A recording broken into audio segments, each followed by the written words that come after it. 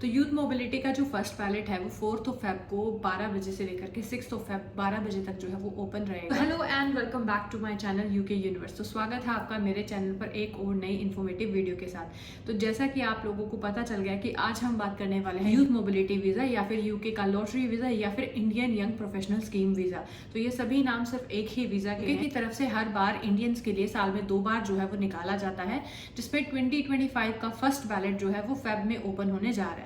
लेकिन अब बहुत सारे लोगों के कुछ क्वेश्चंस है कि क्या ये एक्चुअल में इंडियंस के लिए ओपन हो चुका है, क्या इसके लिए रिक्वायरमेंट्स क्या है, या कैसे इसको अप्लाई करना है, क्या एलिजिबिलिटी है। तो इन सब के लिए आपके आज का वीडियो देखना बहुत ज़रूरी है, क्योंकि यहाँ पर हम डिटेल में बात करने वाले हैं यूके के लॉटरी वीज़ा 2025 के फर्स्ट बैलेट के बारे में। तो यूके की तरफ से हर बार इंडियंस के लिए जो है वो साल में 2 बार Indian young professional scheme visa को निकाला जाता है। क्योंकि ये एक लॉटरी बेस्ड सिस्टम है, तो इसमें आपकी जो है वो लक पे डिपेंड करता है। तो अगर आपकी लॉटरी जो है वो इसमें निकल जाती है, तब आपके पास ईमेल आती है और आपको आगे फर्दर स्टेप्स के लिए इनवाइट किया जाता है। तो सबसे पहले अगर हम एलिजिबिलिटी की बात करें तो आपके पास इंडियन पासपोर्ट होना चाहिए, आपकी जो एज है वो 18 से 30 साल के बीच में होनी चाहिए, आपके पास एक एलिजिबल क्वालिफिकेशन होनी चाहिए और आपके सेविंग में तकरीबन 2.5 लाख के करीब जो है वो पैसे होने चाहिए।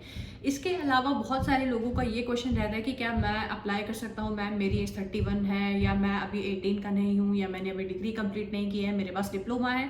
तो जो एज की लिमिटेशन है वो 18 to 30 है, यानी कि जिस टाइम पे आप अप्लाई कर रहे हो, अगर आपकी उम्र 18 से 30 साल के बीच में है तभी प्लीज़ आप इस वीज़ा के लिए अप्लाई करें।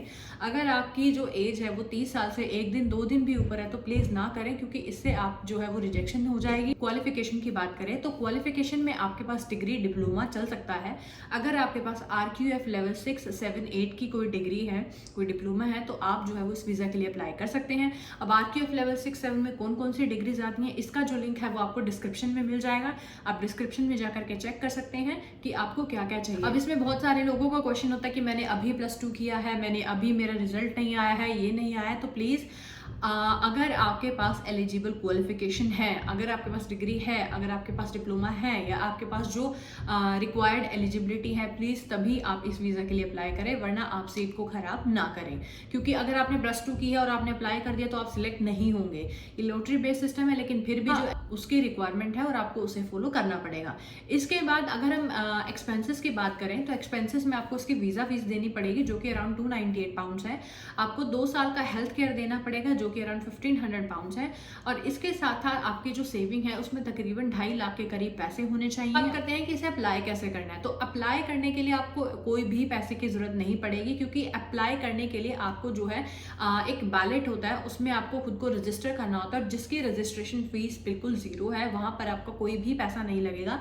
वहाँ पर आपको सिर्फ आपका एक फ़ोन नंबर और आपकी एक ईमेल, आपका पासपोर्ट, नाम, डेट ऑफ बर्थ, सिर्फ यही डिटेल्स आपको चाहिए। यही जो बैलेट ओपन होता है तब आपको जो है उस बैलेट में जाना है और अपनी ये जो डिटेल्स है वहाँ पर डालनी है। मेक श्योर करें कि आपका फ़ोन नंबर और आपका ईमेल वर्किंग का हो, क्योंकि वहाँ पर आपको कोड आएगा और इसी बेस पे ही आपका जो अकाउंट है वो क्रिएट होगा।